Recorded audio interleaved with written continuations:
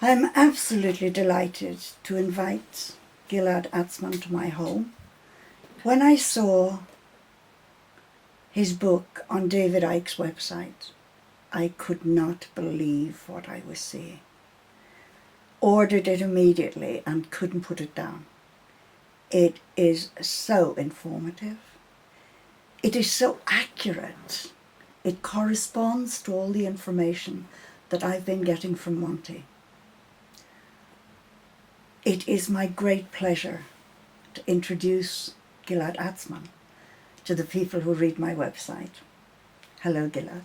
Hello, and I'm very happy to be here today. Tell us what made you write this book in the first place? I was born in Israel, Yes. the Jewish state. Mm-hmm. I thought that it was called Israel for many years before I realized that it was actually occupied Palestine. But as it happened at a certain stage, I realized that I was living on someone else's land, and I couldn't stand the idea, and I decided to leave. And I was very happy here in Britain for a while. I came here to study. I'm also a pretty successful musician, so my career developed here very, very fast. But then in around 2000, second Intifada, second Palestinian uprising, for the first time in my life, I started to see Israeli barbarism Yes. from a different point of view. I saw it through the gaze of the other, through the BBC, through the Guardian. Yes. And I felt very, very guilty. Yes. Somehow. I wasn't Israeli anymore. I was just about to become a British citizen. But I started to look into it. And I started to write about it. And I then realized that there is something that is far wider than just Zionist or Yes. Israeli politics. I realized in 2001, 2002, definitely in 2003, that there is a very strong Jewish lobby operating in Britain. I realized that a very similar lobby was operating in the States, AIPAC. Yes. Here it was the LFI. Lord Levi here was the chief fundraiser for that strange government that Yes. took us into an illegal war. I started to look into it as soon as I mentioned Jewish power. Yes. I realized that I was attacked by the good Jews, by the Yes. anti-Zionist Jews. And then I started to realize that there was a real continuum between Zionists and anti-Zionists. And this is interesting. I guess that because I was an Israeli, rude and crude and with a bit of chutzpah, Yes. I just didn't take no as an answer. Mm-hmm. All those early attempts to silence me, only Yes. motivated me Yes. to continue and gain further understanding of the issue. And at a certain stage, I realized that I'm probably, it's not nice to say, it's not very modest, but at a certain stage I realized that I may as well be the biggest expert on Jewish identity politics in the world, not because I'm the most clever, because no one really dares touching this subject. Yes. Or let us say those who tried to touch it were basically annihilated. Oh, yes. And I started to write a lot about it. From the very beginning, I was offered to publish a book, but I didn't feel that I was ready with it. And then a year ago, maybe 18 months ago, I thought that maybe the time Yes. is ripe for me Yes. to collate all my ideas Mhm. and to try to present a solid, consistent, and coherent argument about the issue. This is what I did Mhm. in The Wandering Goo, and I think that it is very clear now that this book spreads like wildfire. Yes. Yeah. It's the truth, and people have asked questions, but nobody was there to answer them until now. Mm. And I think that many people could actually answer those questions, but the issue here is that we are not even allowed Yes. to engage in this subject. One of the problems that we have here is that we are actually subject to what one may call self-censorship. Yes. And this is a very, very effective tool. This is part of our kind of discourse of political correctness Yes. that is there to eliminate any form of opposition Yes. and to suppress or restrain real truth seeking. I know. Now, I'm extremely, I'm a strong and open opponent of Yes. political correctness. I believe that discourse, Mhm. the way we are engaged with our environment, should be open, Yes. lively. Yes. We should allow to ask every possible question and to debate every possible topic. This is for me a basic, Yes. unnegotiable Yes. human right. Of course it is. But these questions had to be answered by a Jew. These questions had to come from the heart. Hmm. You had to have experience of being a Jew to be able to answer it the way you have. It is interesting because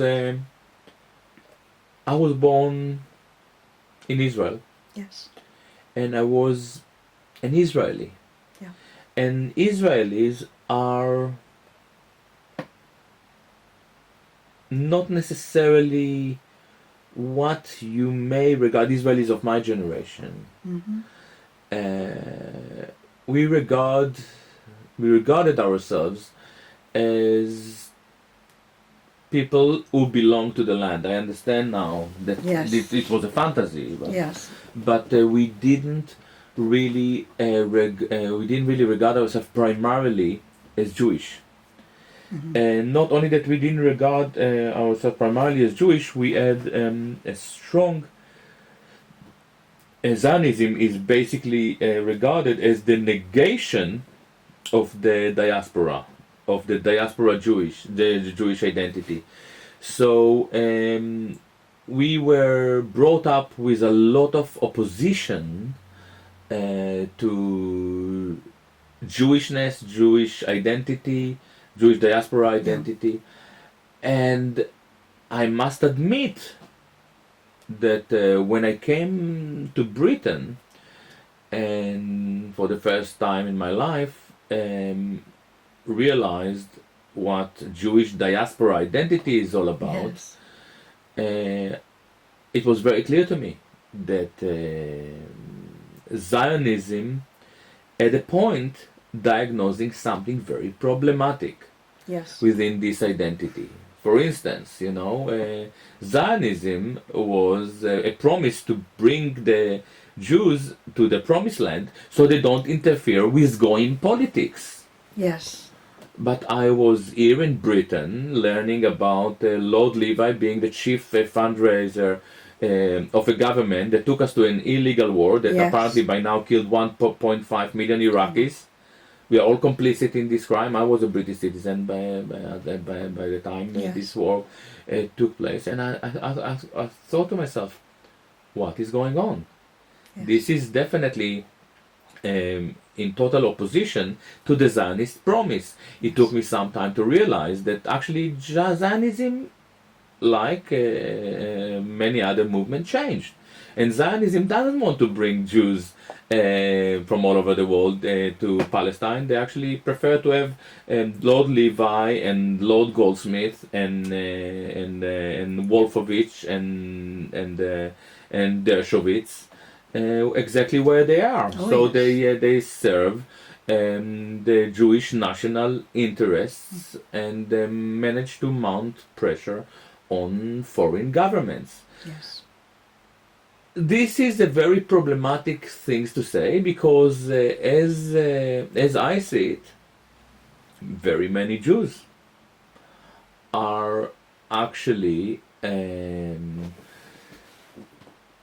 subject to this devious policy, Yes. and that actually endangers their well-being where they are.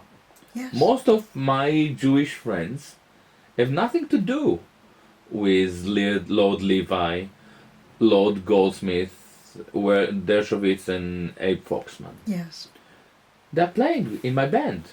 They're playing in other bands I I'm know. playing in.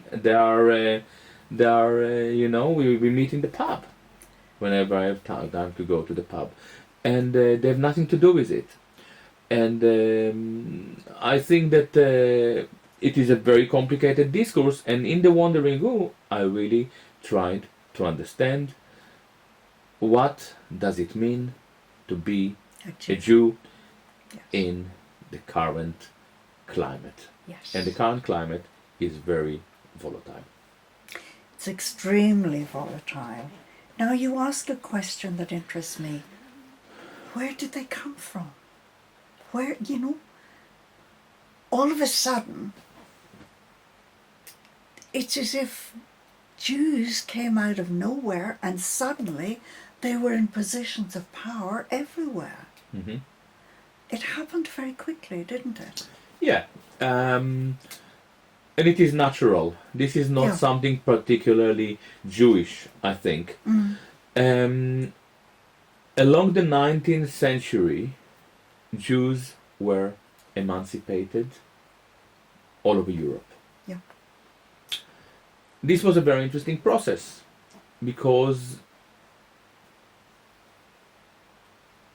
a community within Europe, a community that is at large familiar with the different languages and the habits of their surrounding reality, suddenly had an opportunity to intermingle Yeah. with the surrounding society. They were tribally oriented and tribally motivated, Oh, yes. and they started to push themselves forward. Now, when you are on that transcendental position, Yes. you understand the society, but you are also at the same time slightly foreign to it. Yeah. It allows you to see a lot of things that local communities would fail to see. That's right. We see it now in Europe. A lot of migrant communities, for instance in Britain, are far more successful than indigenous English That's right. people. The Jews were obviously the first in this game, and there is another element that is very unique to Jewish culture, and this is something that I explore in the book. Jewish religion, Judaism, sorry, Yeah. is an exilic religion. And this is something very interesting, it's something very unique. Judaism was invented in Babylon in conditions that are very similar to 19th century Europe. Yes. Jews were assimilating into the Babylon culture, and then a small group of Jews who are afraid of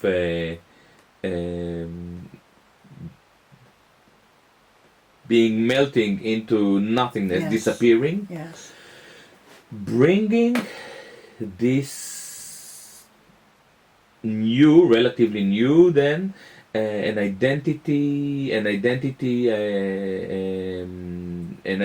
discourse into Yes. life, and this is the Judaism, Yahadut, as we know Yeah. it today. They formed this unique ideology that is driven by homecoming, by segregation, Yes. by differentiating yourself from the goy, the Gentile Yes. around you. But it is a very unique concept because it connects the Jew with a different place and different time. It is a purely exilic ideology. Now, when you think of Christianity, Yes. Islam, Buddhism, any religion you think of is there to connect one with one's environment. Yes. But the Jew is connected to a different location, Yes. to Zion. Yes. This means that Judaism makes a lot of sense once you are in the diaspora, Yes. because you are connected to Zion. Yeah. So they kind of there is this element of wannabe Zionist all those years. Yes. But then once you get to Zion, it collapses. That's right. And this is exactly why on their alleged land, promised land, they ended up building walls and surrounded themselves Exactly. in a ghetto. Yes. So they managed to build a diaspora Jewish identity on their alleged land. Yes. It is very, very interesting. It is very interesting, and unfortunately, I may be either the only one or one of the very few who deals with these questions in such a manner. Yes. I think that it is a very interesting way to look at it, because it also explains to us why AIPAC in America Yes. and the CFI and some other Jewish lobbies around the world are so different to any other lobbies. Yes. We have some other lobbies. I'm sure that we have a lobby of Indian migrant communities and Pakistani migrant community here in Britain, for instance. But it is very clear that those lobbies are there to promote the interests of Pakistani and or Indian migrants in this country. Mm-hmm. The Jewish lobby here, the Israeli lobby, they even call themselves the Israeli lobby. I know. They are only concerned with interest of a foreign country. That's right. It is unusual. It is totally unusual. There is not another single lobby in Britain that maintain the interests of another country, foreign country with completely foreign interests. I know.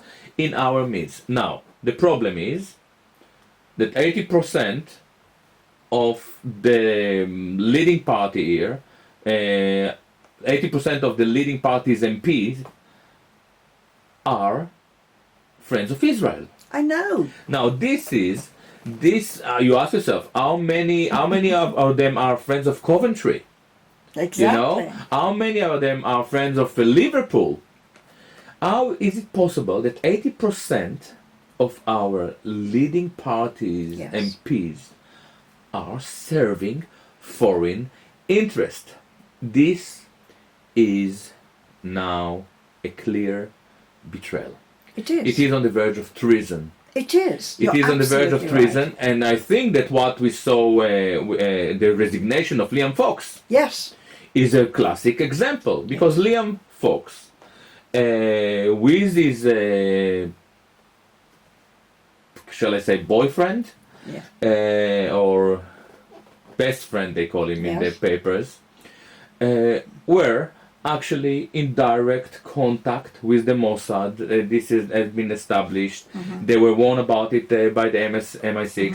Liam Fox was advocating attack on Iran, which is Yes. totally an Israeli, I know it Israeli, is. and Yeah. now it comes to the British press. The British press, like any other press in the world, is initially there to be a watchdog, Yes. to protect us, Yes. to try to expose such issues, and the British press failed all the way through. They tried to spin this treacherous behavior Yes. into a kind of a gay scandal, a That's vague right. gay scandal. So this means the Guardian, once a progressive paper, ended up publishing actually information about Britain preparing for an attack on Iran amid nuclear threats, something that wasn't substantiated That's anywhere right. in the article, and they were basically have become along the years a mouthpiece of Israeli war machine. Now the good news, Yes. there is good news, is that it is all exposed. Something pretty dramatic happened with our in the manners and the pattern in which we disseminate information, Yes. and it is pretty integrated now. The internet Yes. is a real revolution, and the social networks are incredibly effective Yes. in spreading information very, very fast. Yes. So when I found out, for instance, that BICOM, the British Israel Communication Research, had a bit of a fiasco 6 weeks ago, when their CEO or director or whatever by mistake sent a letter that was aimed at her senders or funders in Jerusalem, where she detailed all their actions manipulating and dominating British my press. Yes. By mistake, she sent it to every British journalist in the UK. It was slightly pathetic. This happened 6 weeks ago, 7 Yes. weeks ago. Not a single British Yes. paper wrote about it. I found about it by coincidence, and then I realized the Jerusalem Post Yes. published this blunder, this Yes. fiasco. You know, this was actually a total proof Yeah. that British press is institutionally Yes. complicit in the Israeli crime, and it is definitely suggest that our editorials here in this country are dominated by Israel or by Zionist lobbies and so on. Now the interesting news is that I published it on my website, Yes. and I sent it to my 1400 members of my list. Many of Yes. them are editors of very, very strong website, Mm-hmm. and 2 days later it went viral. Yes. Every person on the net saw it.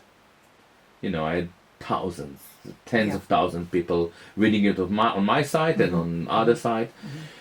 So we don't really need the Guardian unless the Guardian becomes a guardian again. Exactly. It is supposed to be our guardian, Yes. not the guardian of Israel, Israel. the guardian of the British people. This is very crucial. I know. Why can't Jews live like everybody else? You know, I'm Irish, I live in this country, I obey the laws of this country, I'm happy to mix with everybody. Mm. Why? To start with, a lot of Jews do live like. Oh, I know. But there is something peculiar Yeah, and unique in the Jewish culture, yes. and I realized that it is very interesting. In my early writings, I thought the Jews stood up against Israel as Jews. Yeah. But then I realized that this is not the case. No. For many years, I had a beautiful drummer, Mm-hmm. great drummer in my band, Asaf Sirkis.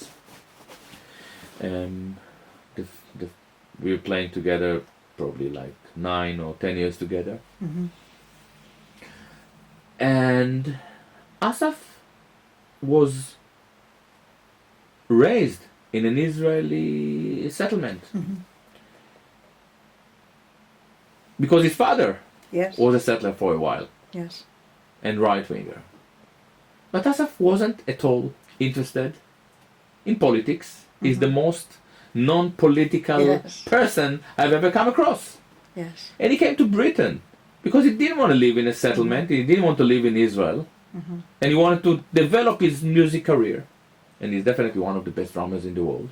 Mm-hmm.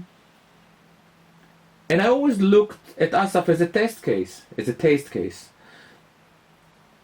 I thought, what right do I have, or anyone, to demand Asaf to oppose Israel as a Jew? Yes. No. He wants to be an ordinary human being. In Exactly. fact, achieved much more than me in becoming a human being because he doesn't care about Israel at all. Yes. So, he's a Jew by origin, Mm-hmm. but he's Yeah. he freed A himself. free soul. He's a free Which soul. is very important. And Asaf actually, looking at Asaf, really helped me to develop my 3 categories Yeah. of those who define themselves as Jews. Mm-hmm. Those who define themselves as Jews are divided into 3 interesting categories. Those who believe in the Torah, Yes. religious. Yeah.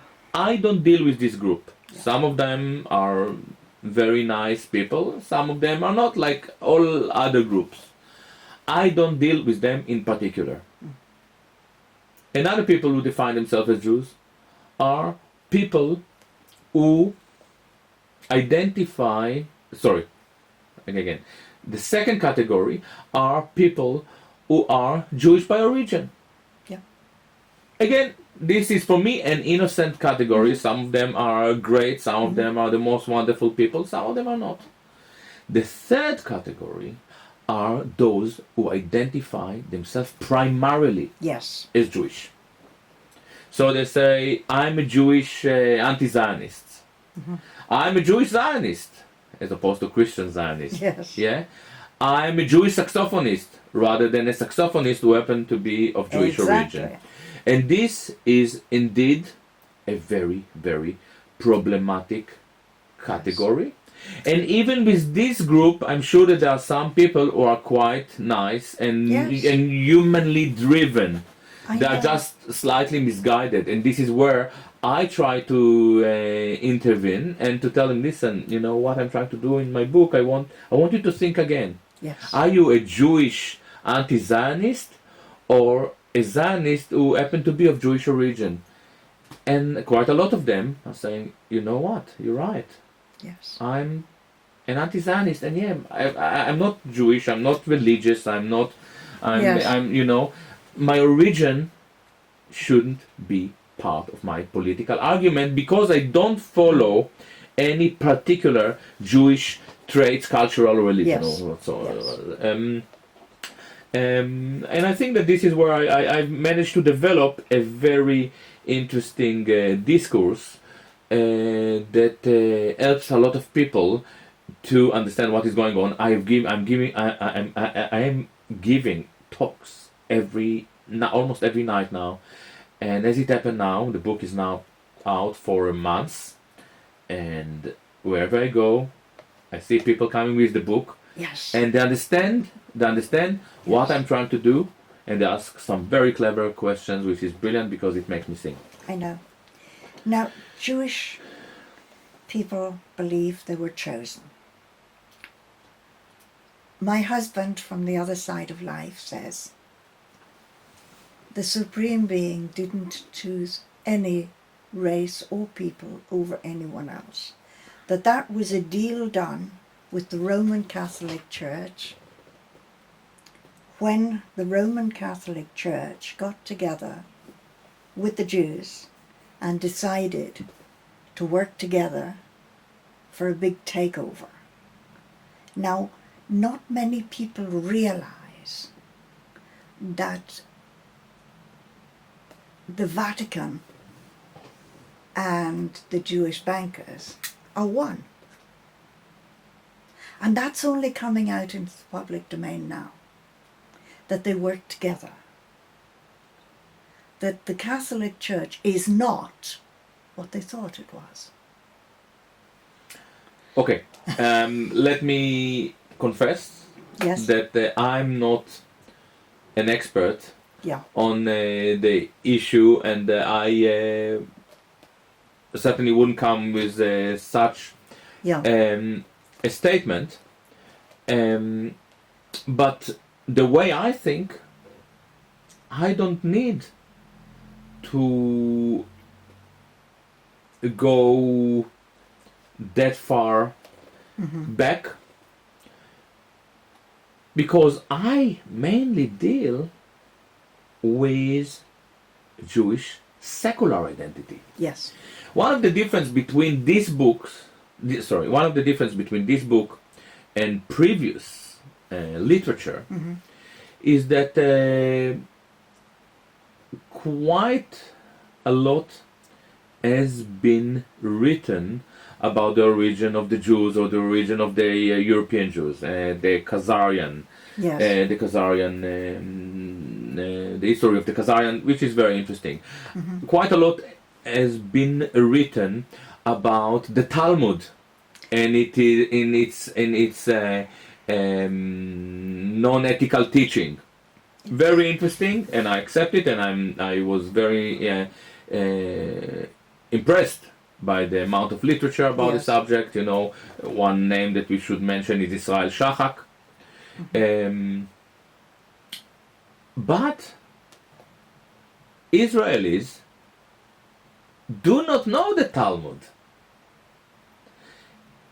Israel regards itself still, it will change soon, as a secular society. Yes. So they're not driven by the kind of Jewish religion as Yeah. we know it. Yeah. They developed their own religion. On the other hand, the Marxist Jews, like the Bund, Yes. it's like the Jewish Socialist Party of Yeah. Eastern Europe, wanted to operate as a segregated Jewish exclusive party without being religious. And this led me to the understanding that something went really wrong in the process of Jewish secularization. Yes. They dropped God. Yes. This is not a problem. Many people don't necessarily believe in God. They drop religion in general, but they maintain one thing: chosenness. Yes. Chosenness.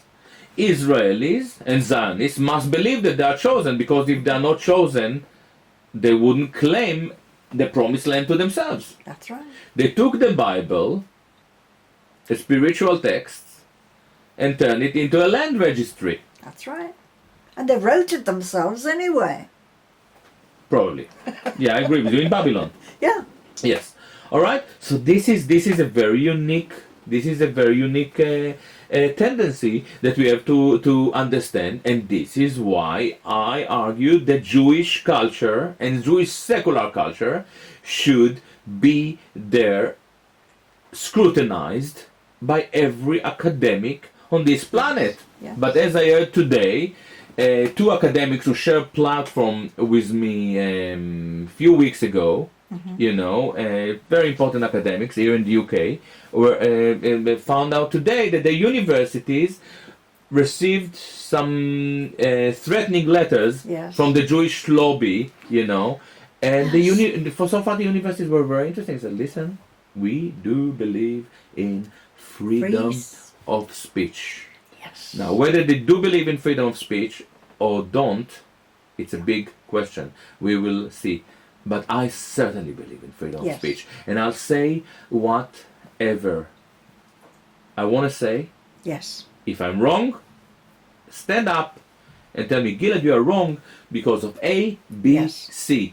But nobody will silence me. I'm Yes. indestructible and unsilenceable. Yeah. And delightful. Thank you so much. It's so interesting. There is so much in this book that I was just, oh my God, if you'd been around when I was reading it, I was just, look, marking the pages. Yeah, I can see it. Look, it looks impressive. I know. And I thought, I tell you what is amazing. I learn now, which shocks me. yeah, I learn now about groups all over the world yeah, of people who are meeting once a week yes, to learn chapter by chapter. yes. Now, this is freaky for me Yes. because I regard myself as a really ordinary human being. Yes. When I compose music, I never feel as if I'm doing something unique in particular. Yes. Because I said if I start ha ha ha ha, it's clear that I'll have to go to something way ho hey ho. You know, it's Yeah, very clear where yeah, you go when yeah. you write. You know, Yeah. and when I write, I never know where I'm going to land. This is something that I learned from one of my greatest philosophy professor, a Jew by the way, Professor Jay Bernstein. There are some very clever people there. Oh, I know. Yeah, and he's told us this one when you write. It was a lesson about Hegel, and he said when you write, never plan. Yes. Let your that's what I'm saying. I would say now, let yourself be a channel of Yes. something far deeper. Yes. So, you know, when I write, I develop ideas, and it is very clear that at a certain stage the ideas start to write themselves. So for me to learn now that people are really looking into what I had to say, so oh my God, it's kind of unusual because I've never in my lifetime I never come across about any book that that receives so much attention, but I'm not really flattered by it as much as I'm not flattered by the fact that people really like my music, because I never feel that it's really that I was part of it. I was Yes. myself kind of I was just an instrument in the Yes. process of the writing, rather than being a fully clever, conscious mind that is driving the whole the entire creative process. I think this book came from your soul. You got in touch with your higher self, your soul, and it was as if it was expressing everything that you'd noticed and worried about and questioned. I think that everything I do myself because I'm an artist. Yes, I was bored in Yes. university. yes. I came here. I thought that I would have a academic career. Once I saw that the amount of paperwork that people have to do here, it was very clear to me that I was out. But everything I'm doing is driven by the soul. I believe in beauty. Yes, I believe in beauty. But there is another element that is very strong in my writing. I am what you call a proud self-hater. And I do see myself as part of a great tradition of self-haters. Not necessarily, not self-haters of all races, ethnics, and genders. There is something beautiful about self-hatred because it's the ultimate form of criticism. yes, You don't just criticize someone else, yeah. you look Within at yourself. yourself. You look at yourself. Jesus was a self-hater, and he has managed to come with the most beautiful humanist ideas. Yes, Spinoza was a self-hater. Marx was a self-hater. yes, And I'm also a self-hater. Now, what is hilarious is that if you meet an Irish self-hater, you know, you say, all right, it's not a problem. You know, you wouldn't get that much flack from his surrounding Irish community. Oh no. I'm surrounded by English self-haters. I met a lot of Scottish. I met a lot of German self-haters. Yes. Oh yes. And they don't, confront any problems. But when you are a Jew self-hater, this is unacceptable.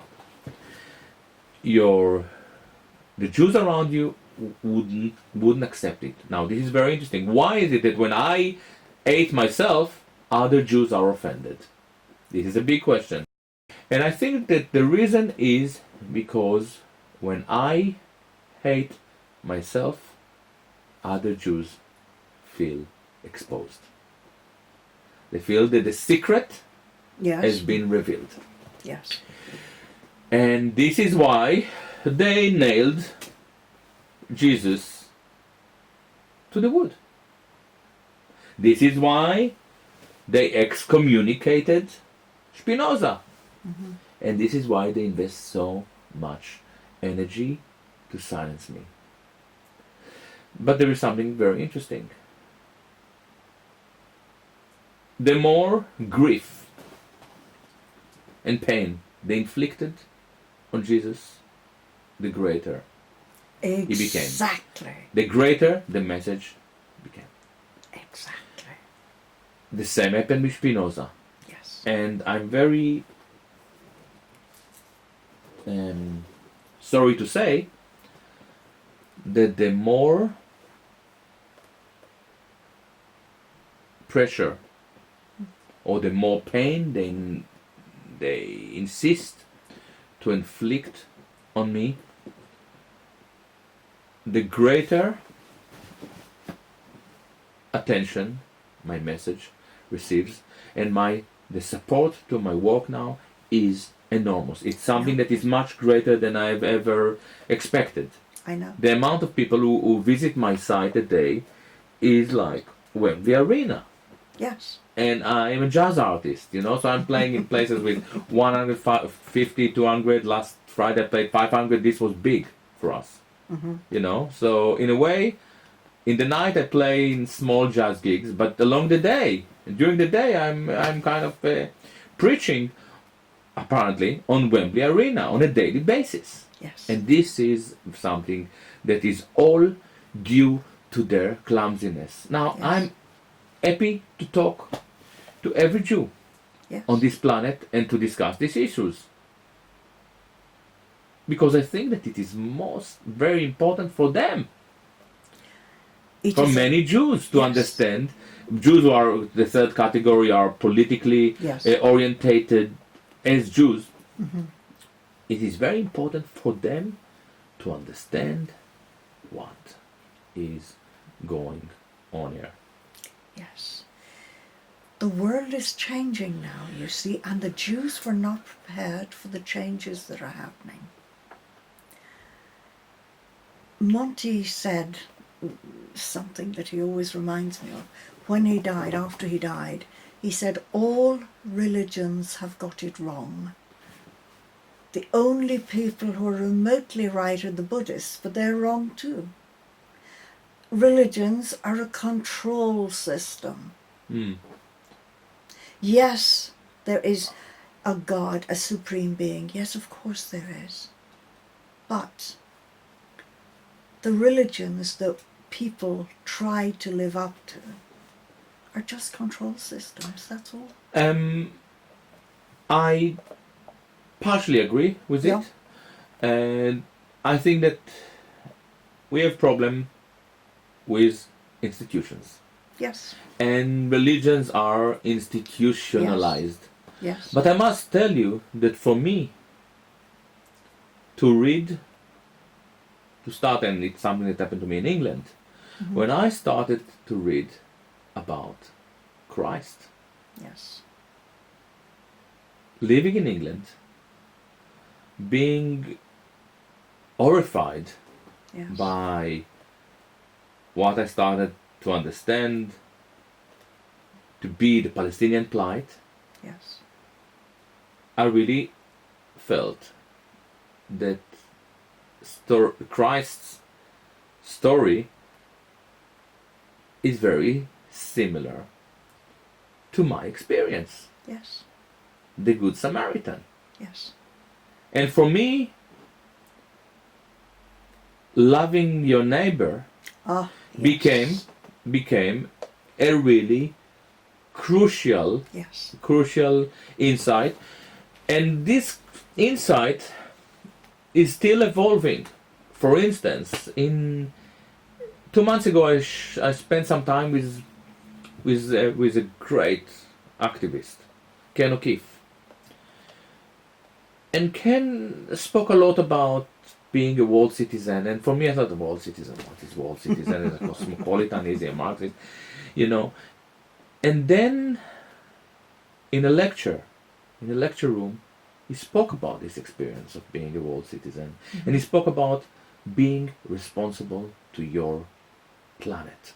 Because yes. this is your planet, Yes. and you have to cherish it. You have to respect it, and you have to start to look at it. And if your government sells uranium depleted shells because they don't know what to do with their nuclear waste, Yes. you have to stand up, Yes. because they give it to other governments or use it in other places in the world Yes.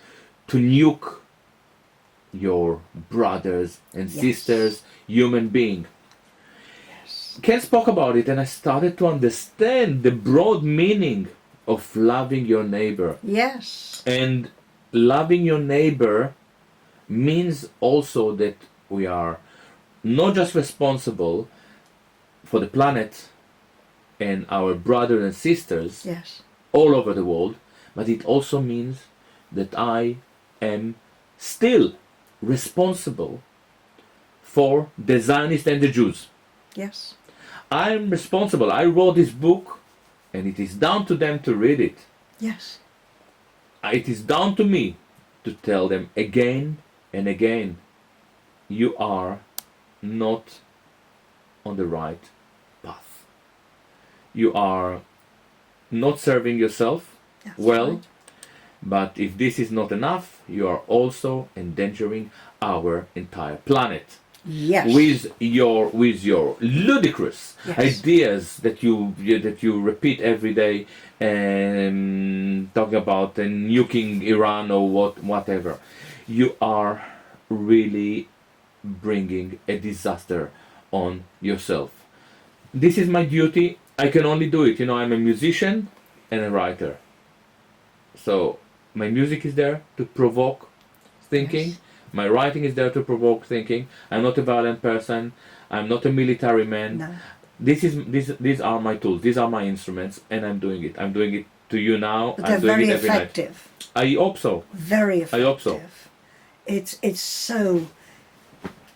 This is the time of truth. And no matter what people do to try and prevent the truth coming out, they can't. It is flowing from the most unexpected quarters. Yeah. Yeah. And this is indeed very interesting. That the truth is certainly not where we expect to find it. Exactly. The truth is not in our papers that are No. lying for Israel. That's right. The truth is definitely not going to come from the government that is there to maintain monopolies' power. Yeah. The truth is when you look into yourself. Yes. I put a very beautiful quote on my website. It's not mine. When your government tells you who the enemy is, it is called a war. Yes. When you find who the enemy is for yourself, it is called a revolution. Yes. This is so beautiful. Every night I give a talk these days about my struggle with Arabic music. Yes. I tell about the fact that I couldn't understand how to learn this music. Yes. There were no music shops, there were music Yeah. books, and I realized at a certain stage that I have to listen. Yes. I have to listen. It's not the primacy of the eye that can be easily manipulated. Yeah. Oh, yes. It is the primacy of the ear. Yeah. Yeah. It is when you close your eyes and you listen, this is where you really confront, for instance, the pain of the other, but this is when you confront your own ethics. Exactly. And we have been deaf for many years, I know. but this is changing now. I know. And it is amazing to see that you meet very many people, and we all know how dangerous the situation is. We're Yes. surrounded by Liam Foxes. But there is a lot of optimism around us. I feel Yes. it everywhere. Yes. And I see in my full room, you know, and I come and I give a talk, and then everyone comes and, oh, we want Yes. this book. I know. And what do I talk about? I talk about the ear. That's right. That's all. That's right. It is time for us to listen to each other. Mhm. We're all here. We're all in this together, whether we like it or not. Whether we're Jews, Muslims, it doesn't matter what label you've got. Absolutely. We are all citizens of this world. Yeah. And it's up the to universe. us, of the universe. Yeah. And we have negated that. We have allowed people to dominate us. I grew up in Ireland. Where in Ireland? Kerry, Yeah. beautiful. But the Catholic Church dominated the country then. Yeah. So I know what it's like. I walked away from it. Nobody bothered. But you try walking away from being a Jew. It's a totally different story. Yeah. And that I find difficult. Why? They will not let go. Everybody, Do you know what is the difference? It's a Jewish joke. Yeah. What is the difference between a dog and a Jewish mother? A dog will let go eventually.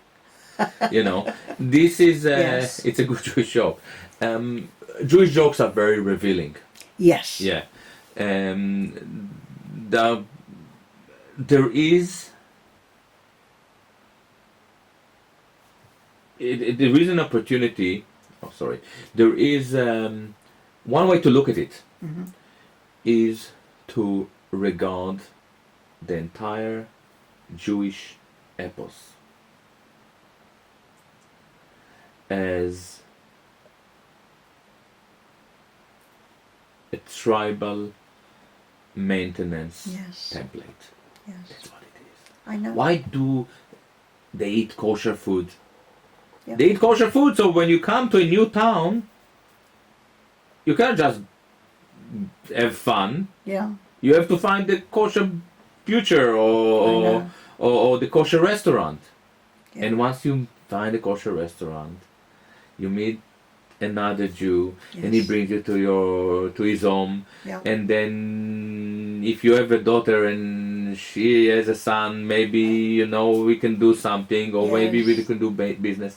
It is all about tribal maintenance. It is. So this is what the Judaism is all about. Yes. And then we have the secular Jewish political identity, Zionism. Oh God. It's exactly the same thing. Yeah.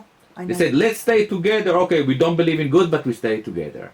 And then you have the anti-Zionist who say, let's stay together and fight against, we are so great, and we will go together as Jews and we will destroy the Israeli Philharmonic concert.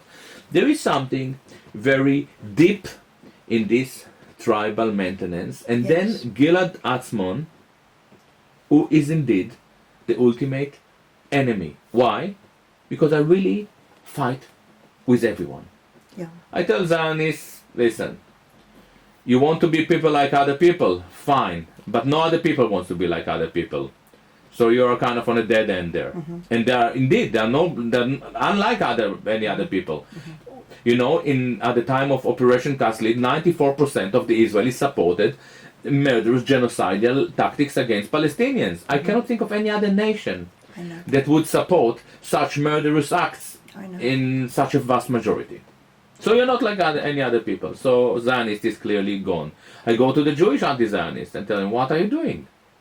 You're exactly like the Zionists. You maintain Yeah. a ratio-centric federation within the Palestinian solidarity movement. They cannot negotiate, they cannot debate it. They are actually far worse than the Zionists in that sense. They are really not completely intolerant, to pluralism. So they call me an anti-Semite for exposing their faults. And then we have a lot of Jewish lost souls Yes. who are actually very interested. And for me, they are the most beautiful Jews around. If you look at the Jews, I had this conversation with a slightly lame journalist from Yediot Achronot, the Israeli biggest paper. Yes. So I told him, listen, we have to face the fact that the only Jews who really contributed to humanity, to humanism, are self-haters, as I mentioned before, Christ, Spinoza, Marx. Yes. And he said, and what about Einstein? I told him Einstein is great, but he really contributed to physics, not to humanism. You want to talk about humanism? Einstein was the person who sent the letter to Roosevelt and actually launched the Manhattan Project that brought the atomic bomb on Hiroshima and Nagasaki. This is not a humanist. The pacifist Einstein from First World War actually was a main contributor to the development of the most horrifying weapon ever. Oh my God. All right, Yes. you have his picture here, so maybe we have to take it off. So he said, and what about Spielberg? Yes. I thought, what is Spielberg contribution to humanism? That he start, it is pretty devastating. It is pretty devastating, and it is a spectrum. It is a spectrum. There are some Jews who are on the verge of becoming self-hater, and their contribution to humanism is growing. But it is not. It's not the self-hatred that present us with the contribution. It is just the fact that you allow yourself to elaborate on your contempt in a universal terms. Yes. He said, it's not about self-loving, it's about the other. Turn the other cheek, for instance. Yes.